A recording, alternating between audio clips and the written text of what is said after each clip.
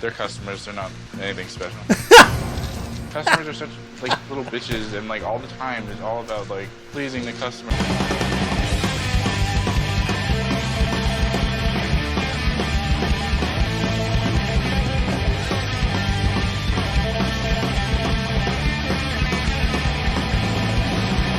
One of my favorite guilty pleasures when it comes to reality TV is the show Undercover Boss. I don't know what it is about that show. A lot of it seems to be kind of scripted, but then you have moments where you're like, there's no way these people would be acting this way if they were working off of a script. It just doesn't make any sense, and it doesn't look good for anybody.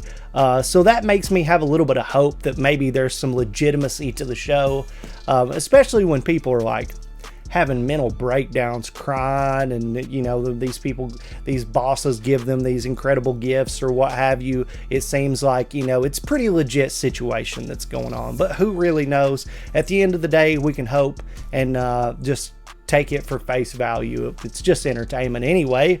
But there are times when things just get fucking wild and people get canned. They get kicked out of the fucking operation. They get fired immediately. And I've only seen it happen a few times, but I have run across this compilation that's called Employees Who Get Brutally Fired on Undercover Boss. I'm willing to give this one a spin, see what it's all about, and maybe we'll get some laughs out of it. What do you say? You guys ready to check it out? Let's do this. Today we'll take a look at the situations in which employees lost their job as a result of their bosses going undercover on the long-running classic show Undercover Boss USA. The show has featured a number of high-level executives from well-known companies who have gone undercover in their own companies to investigate how the companies operate. Number 1. First up, employee Ronnie hates customers. The CEO of Boston Market sends in Sarah Bittorf, the chief brand officer at the company, to assess his employees. He specifically assigns her to ensure that if there is anything that needs to be fixed, she does that immediately. Sarah clearly understands the significance of her assignment and does not want to fail her boss. Hi, Sarah. Have a seat. I've spent so much time in the field. They're going to recognize me right away. You have a great advantage. They're not going to know who you are, and you're going to get down to the issues working alongside. It's the point of the show, right? The CEO is putting a lot of faith in me for this assignment, and I have to get it right. My husband's going to freak out when he sees this. Customer interaction happens. I can influence the customers as well. A diner waitress who hopes to open her own restaurant. Undercover boss Sarah meets Ronnie, who shows her around. Initially managing to charm Sarah with his jokes and banter, he soon takes an offensive turn. While showing Sarah the way they do things, he constantly mentions hating his job and hating the standard that the company has set for them. Because our hourly shift supervisors are in a leadership role, they set the tone for all of the employees in the restaurant. So we want them to be energetic, positive attitude, and we want them to be really focused on delivering warm and friendly service. I'm Ronnie. Hi, Rachel. Nice to meet you. Nice to meet you. You excited? Yeah, a little nervous. You have a great teacher. Oh, good. Standard procedure is to greet the customer as they walk in and say, hello, welcome to Boston Market, you know, blah, blah, blah, whatever. I'm like the Kim Kardashian of Boston Market. My first impression of Ronnie is his jokes are not inappropriate. He's really kind of fun. It shouldn't be a question because that is what corporate has told us to do. It has to look like that at all times. Otherwise, we get in trouble with ridiculous standards. Ronnie kept referencing, this is the way we do it because corporate tells us to. That concerns me a little. And if that wasn't enough damage to his image, Ronnie goes on to express how much he hates children and elderly customers. While packing some of the food, Sarah points out that one of the items is very greasy, to which Ronnie says, they're customers. They're not anything special, leaving Sarah appalled. Children and old people are literally the worst I've ever seen in my entire life because none of them know what they want and they're like literally can't talk. You just kind of have to deal with it. Our guests are our bread and butter. They pay our checks. They pay his paycheck. So she's going to be here dealing with her children and we just have to wait. I don't know how hard it is to read a menu, but you know. Families include kids and they include older people. How come you got a job at Boston Market? Oh, that one's kind of greasy. They're customers. They're not anything special. Customers are such like little bitches, and like all the time it's all about like pleasing the customer. Like, yeah, well, that's the business that we're in, right? Yeah. Sarah is furious with the way Ronnie feels about Boston Market's customers. She feels she needs to take immediate action. After calling Ronnie outside for a minute, Sarah reintroduces herself as the chief brand officer at Boston Market. She goes on to explain to Ronnie how one of the values of Boston Market is love to serve. And Ronnie clearly does not fall into that category. She sends Ronnie home for the day, who feels that this action has not been taken justly. Honestly, good work, Sarah. I can't have someone who just told me that they hate customers more than anything in the world. The complete antithesis That of is what we so stand funny. For. I can't stand by and let this happen. For He 1 said minute he is longer. the Ronnie, Kim can I talk to you Kardashian. outside? Yeah, sure. So Ronnie, I Wow. wanted to reintroduce myself to you. I'm not actually Rachel. Who are you? My name is Sarah Bidorf. I'm the Chief Brand Officer of Boston Market. No. And you're on Undercover Boss. I did get you. Got you saying a bunch of things about our customers. I did. I'm angry, I I'm did. heartbroken, and I'm disappointed. One of our values is love to serve, and you don't seem like you love to serve. Without the guests in there, we don't have a business, and Yeah. you don't have a paycheck, and neither do I. What I'm gonna do is I'm gonna send you home for the day. I wanna think about whether this is really the right job choice for you. That's it? That's all? I don't know. I didn't think it was that terrible. It's not wrong of me to hate people. I'm not trying to justify like how mean I was to a customer. Like, you know what I'm saying? So it's not really that big a deal. Number 2. Up next, Oh, front desk associate God. Jacqueline needs an attitude fixing. Founder of Retro Fitness, Eric Oh, my Casaburi, God. tackles some very God, heavy he lifting of looks his like an own as idiot an in that undercover boss. outfit. He meets the front What desk the fuck is associate it? at the branch, Jacqueline, who initially makes it to the good side of Eric until, of course, she opens her mouth. I want to go undercover because we're at a critical point in Retro Fitness. Today we're in Fair Lawn, New Jersey, Retro Fitness, where we'll be working at the front desk. It would be my expectation that whoever's working is up for the task. The front desk position is really important. Nice to meet you. Nice to meet you too. You got your. I do, yes. Oh, there we I am go. ready. When it comes to a lot of stuff to know, Okay. but it's not hard. Like me, I'm just a front desk. So I just kind of sit here, say my hays, how are you? Walk around, do some of that. No, but most of the time I'm kind of just like this. Someone walks in, hey, how you doing? Use that while you work. If someone may have a question, maybe they might not approach you because they think you're busy. That's actually never happened to me. People love to interrupt here. People love to be obnoxious. I'm not a slave. I don't work for you. People, I just want to punch them in the face sometimes. Nice girl and nice smile. Think, hey, all is right in the world. And then she opens her mouth and it's like, you know, the bats from hell start flying out. Jacqueline's tongue is as sharp as a knife, and she chooses to stab while she teaches Eric how she does things. She shows him how to make smoothies her way instead of what the recipes tell them to do. And then she continues to dump all of the leftover smoothies down the drain. Eric, who objects and is dealt with by Jacqueline in the same manner and called condescending. Do you want to do smoothies? Yeah, I think it's great. They're really important. It's super explanatory. Like, you would be literally brain dead if you can't get it. So if you look at that and can't understand it, then you should probably turn around and not do this. Go here. This is our peanut butter and chocolate. We're not supposed to put more than what it says on the menu. And it says on the menu, 1 pump. I always put 2.5. It tastes better, honestly. The juice bar is on average 15% of the annual revenue inside of the gym. One area of the gym that I really care about. At some point, I realized that maybe we should have renamed it Jacqueline's Juice Bar. Do you want to show me how to make a shake? Dirty peanut. You said a dirty peanut, right? Okay. Oh, you're going to do it the way I told you. The way you told me. Okay, so we want 2 of these from you, right? That's not a full 1 pump. and a Come on. Picking up the pace. Here we Yeah. go. That's enough ice. Okay. I would normally hit the code. Telling you the way people like it. Okay. But if you don't want to listen to I good would for me. love to listen to you. I just... Eric leaves work immediately and calls the franchise manager, Bob, to discuss this further. Later, Jacqueline is called in, and Eric confronts her about her behavior behind the desk. Bob is also called in, and he tells a teary-eyed Jacqueline that it's best if they part ways. Hi, Jackie. Hi, Think you Bob. know who this is?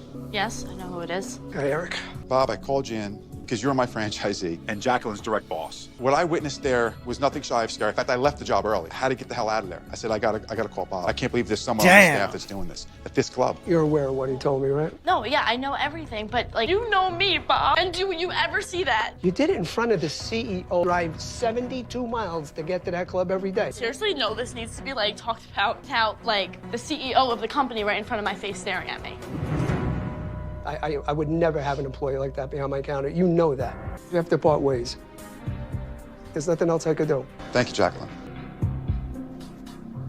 Number 3. Next, the undercover boss catches Aaron in I mean, illegal come on, activity. dude. Jane Grodable, chairman of Donato's Pizza, works undercover at her company, where she meets the delivery driver, Aaron, with whom she sees incredible potential. She initially describes him as the perfect driver, but a few deliveries in, his true colors begin to show. So we're just gonna go ahead and grab the ticket, take the bag up here, and then we're just out the door.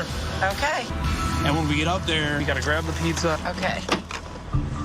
All right, so come up and watch what I do. You're a run, huh? Get it up the step. You want to address the customer by their name. Hey, what's up, Mark? How you doing? Good, how are you? I'm pretty good. You can just go ahead and double check that. Looks good. All right, awesome. All right, thank you. Good to change. Thank you. Appreciate it, Mark. All right, you have a good one. Thanks. I love that Aaron had a really great customer service balance with speed. We get your total as 15, 18. Perfect. Keep the change. All right, now run. Come on. I can't. I have to go this way. Come on, quicker. All right, boom. We're at 1 minute and 8 seconds. That was good, right? That was epic. That was that was really good.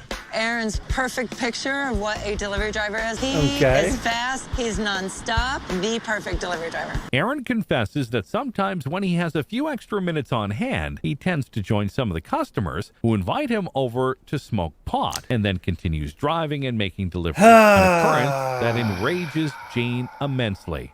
I have a really good time doing it. A lot of people smoke pot, and they will, like, invite me to come in for a little bit. You do not. I can't think of another time I've been this disappointed. It feels like betrayal. Then you get back in your car and you drive. Well, it's not like I sit there and smoke for like 20 minutes. Not only is it just not safe, it's illegal. Jane confronts Aaron regarding his behavior and made it clear that she would have to let him go. Because he's an exceptional worker, if he takes a drug test in the next 30 days, there's a possibility that he could be rehired. Aaron agrees to the condition and promises to prove to Jane that he really appreciates the second chance. When you told me you smoked pot on the job, I've never been so angry in my life. Well, you know I have to let you go. As a delivery driver, Really? but I want to make a deal with you because I do like you. You do a lot of the right things. Yeah. You are. You're fast on your feet. I'm going to give you a second chance. If you can take a drug test in 30 days, Okay. come back and work in the kitchen. Wow. Would really appreciate that. All right, great. Finally, the undercover This boss motherfucker's has to going put to a Domino's, manager let's back be in real. line. When Kobe Brooks, president and CEO of Hooters, goes undercover in his own company, he finds himself struggling to keep up in a fast-paced kitchen and is later forced to take immediate action when a restaurant manager steps out of line. The last time I worked in a kitchen other than one in my house, 20 years ago, so it's been a long time. I'm looking for Dave. Dave, we're running a little behind right now. Our rush is starting to start. And head on back this way. So chop was right in the middle of our rush. All right. See that big stack of mugs right there? I do. Put them in the freezer. Let me grab one of the girls, get them to help you out. I got it. There we go. Take the little strings tied onto you and just drag them along with you, all right? All right. Just follow Freddie on this side over here. Yeah, just chunk it in. The faster we get inside. They let you work this slow during construction. We call it a little bit. Start throwing some frozen mugs. That's it. Trash don't get out by itself, guys. Because right now you're creating a traffic. Yeah, I got it. I'm exhausted already since I've done any restaurant jobs, and it's tough. Restaurant manager Jimbo is caught by the undercover boss mistreating and stereotyping his staff by making them participate in ridiculous and humiliating competitions for his own entertainment. I'm going to be assistant general manager inside the store. GM in the store he's the coach. He's got all of his players underneath him. He's got to make sure the entire team works good together. How he talks to his staff, what kind of coaching job he's doing. Hi, Scotty, how are you? The first thing we're going to do is uniform lineup. All right. Form this line. Form a perfect line. It looks style to me. Okay. Makeup, is it on? Yes. All right, Bethany, have a seat. Compliment her on her lack of nails. There's some have a seat. When I first came in this morning, Jimbo made it very clear that, we are about the Hooters girl. He was very clear on what the brand's about. I don't think he's clear on how the brand should be treated. Shove their faces down. Do they seem to like those kind of things? Hey, no rules. Girls are spoiled, man. They're all prima donnas. If you want to play some games, there's other games you can play. Are you serious? Go! Oh, get some of that. Oh, look. Brianna, how are they, baby? Oh, they look tasty. It's hard for me on this one to bite my tongue. If I could break cover, I would sit down and have a very long, serious talk with Jimbo. The things I saw today were inappropriate. I don't want any part of it. Later, he is called in by the CEO and Jesus reminded Christ. of how unacceptable his behavior is. Gladly, instead of pointlessly arguing like the employee in the undercover boss incident before him, he admits his mistake. The way that you interact with the girls, quite frankly, is inappropriate. You're no better than they are. You said, don't forget, all these girls are prima donnas. Just stereotyping your whole cast of girls. There's lines you don't cross. Apology to your staff is necessary in this situation. You do that for me when you go back? And I took a step back and, okay, I get it. I get what he says, and yeah, I'll make it Come happen. on, dude. No. The first dude at the deli, I mean, fire the guy. Don't be like, go home for the day and blah, blah, blah. Like, dude, he's sitting there talking shit about old people and kids. He says the customers suck. Like, he doesn't care about the customers. Like, he's in the customer service industry. Why would you keep someone who's ageist, hateful, bitter, you know, over the top, self-obsessed, calling himself the Kim Kardashian of fucking Boston Market or whatever? No. He's in a management position? Give me a break. Easy day getting rid of that guy. He can go be a plague somewhere else. Then you have, let's see, the next one was the chick at the gym. All right. The receptionist at the gym. Bad day for her, shitting on the entire company right in front of the CEO. I don't really see any way that you fix that situation. I think she was just a bit bitchy and just had a shitty attitude. And then she plays the victim, of course, immediately whenever some shit don't go her way. It's like you're the bully until you're the victim. You're the bully until somebody checks your shit, and then you're the victim. I see this over and over and over and over again. It's like this narcissistic ploy to sit there and just be a complete asshole and just trash whoever, play by your own rules, and say fuck the world until you have to face the repercussions of that, at which point then they become the victim. And it's like, no, you can't be the bully your entire life and then suddenly become the victim. Like, give me a fucking break. Then you've got the pizza delivery guy. Tell me, this guy has fucking cameras in his face, and he's gonna sit there and talk about smoking pot on the job. He's like literally there, admitting on film that he's gonna be smoking weed and driving. You want to talk about a way to put a target on your back for the motherfucking police? I mean, shit, dude. Way to be an idiot. That was a really stupid move. And then she's like, yeah, you just pass a drug test in 30 days, you can have your job back. He went to Pizza Hut, Papa John's, Domino's, every pizza joint in town directly after that and put in an application and said, fuck it. Are you kidding me? It's not like this man's tenured with salary at a pizza joint. He doesn't give a shit. Look, his car looks like he got it from a demolition derby. He's not worried about working for your shitty ass fucking pizza joint anymore. He's gonna go put in an application at every pizza joint in town and be like, yeah, they fucking fired me for being a pothead. And he probably ends up getting a job like this after he leaves there for the same amount, if not more. I love how people will fucking swing their weight around on these minimum wage jobs like it's fucking... No, dude, you can go get another one of those jobs like fucking no problem. How is she gonna act like, I'm gonna give you another chance, you just change your life, and then you can come back and be a fucking pizza delivery driver? No. Do I think that he should have been doing what he was doing? No. But I don't think it's going to change him or make him change his ways by taking his pizza delivery job away from him, where there's 100 million of them out there and he can go find one anywhere. Like, do you know, I have friends who have been pissed off at their bosses delivering pizza and have literally told their bosses to go fuck themselves, walked down the street and got another job delivering pizzas for somebody else the same day within a couple of hours. Come back in 30 days. Bitch, you're crazy. That ain't gonna happen. Again, I don't agree with what he was doing, but give me a fucking break. Now, I actually saw the episode with the Hooters dude who was being completely a dickhead, a misogynist prick to the waitresses at the Hooters restaurant. That guy should have been flat out fucking fired immediately, because what he was doing was harassment. And for the big wigs at Hooters to see this guy harassing the wait staff at this restaurant, it opens them up to all kinds of bad news. Because that is fucking harassment. I mean, they could easily say that they were psychologically harmed by that and have proof of it, because here it fucking is on national television. It's not like it's hidden at this point. It's fucking anybody can see it. So why would you not fire this guy if not for the moral situation and the empathy that you have in your heart for what's going on and these women being treated this way, but if it was just for the self-centered reason of I don't want my ass raked over the coals, I have got to eliminate the possibility for me getting in trouble, I've got to fire this man immediately. Unbelievable. What a compilation. Interesting stuff that we had here, guys. Hopefully you enjoyed my reaction to this. I would love to hear what you guys think down in the comments, and if you have any suggestions for things you want to see me, myself and Nikki react to in the future, you could let us know. You could let us know down in the comments. You could let us know on our Discord. You could also, you know, hit me up on Instagram or various social media that will all be linked down in the description.